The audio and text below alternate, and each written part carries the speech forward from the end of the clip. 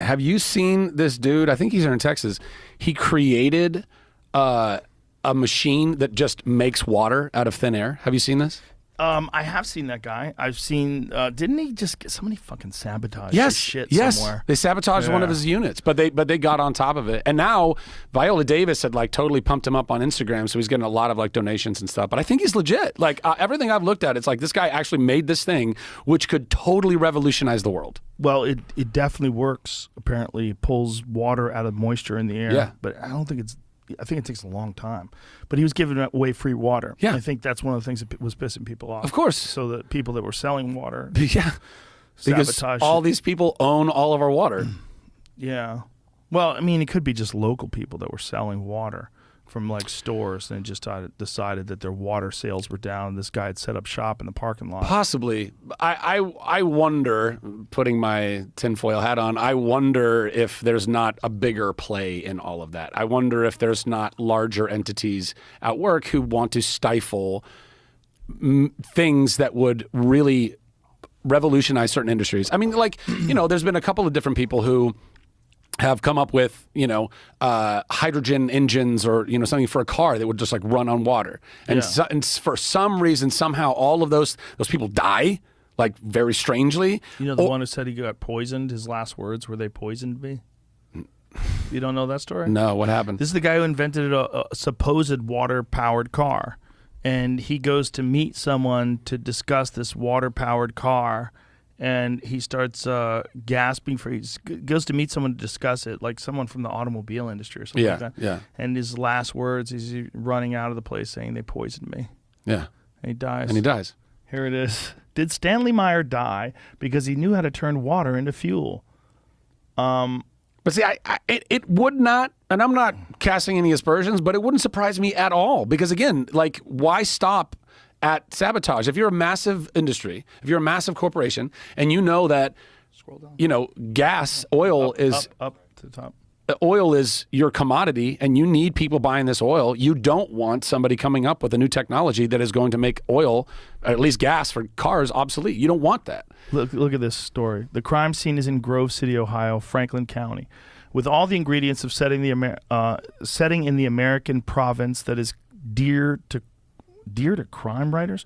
It's 21st March 1998, the first day of spring, and four men are having a lunch in a restaurant. A waiter serves one of them some cranberry juice, perhaps, but we will never know for sure, chosen for dessert. This man, immediately after his first sip, suddenly gets up as if he's gone crazy. He holds his hand around his neck. He loses his breath and runs out into the parking lot, collapses to the ground, and pronounces his last words, "They poisoned me." And that's true? Like, that's corroborated? That's how he died.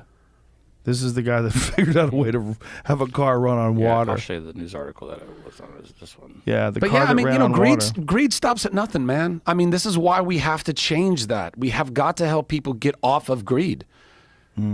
Because you will do, potentially, again, I don't know what happened there, but I fully believe that corporations at large. Maybe it was his ex-wife. Maybe she was like, you know what, this dude, I'm tired of his fucking bullshit. I'm just going to poison him. And he thinks that the automobile industry's out to get him. Meanwhile, his engine doesn't even fucking work. Did it work? What? Yeah, it's outside of Columbus. Oh, another one outside of Columbus. A bunch of assassins out there taking out inventors. A lot of stuff going on. A crime writer's dream. Yeah, I guess so. It is a kind of a fucked up story if it's true. But if it's true, how come nobody like back engineered his engine and started? I don't know. I don't know. But I definitely think that it's not beyond many corporations to do nefarious things in the name of for sure, progress. In the name of, guys, we have to keep making more money. We can't stop. That can't stop. 100%. And we rationalize it and we justify it. And it's like, the Vioxx, and it's like, well, we'll make $20 billion. We know we're going to have to pay out $7 billion, but we're still going to net 13, and nobody will go to jail. So we're good. We'll do it. They don't even lose their jobs. This is what I'm saying. It's crazy. It's insanity.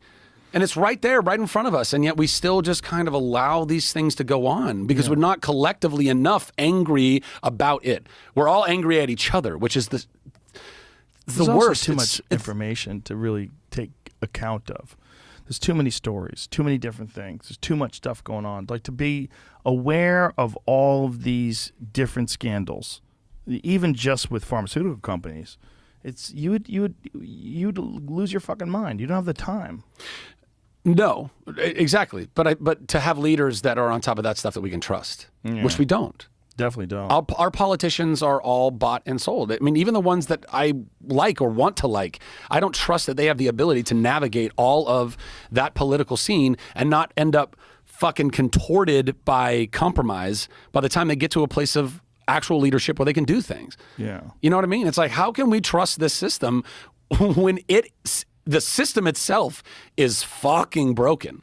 So it doesn't matter how good or altruistic a soul you throw into that shark's den, they're fending it all. They're doing, and then of course here comes like, hey, we're a lobby and we'd love to support you for your next campaign, and I know you really need the money, and so maybe just don't talk about this, or do talk about this, and it'll be, and the first taste is free, and then there's just slowly integrity just out the fucking window.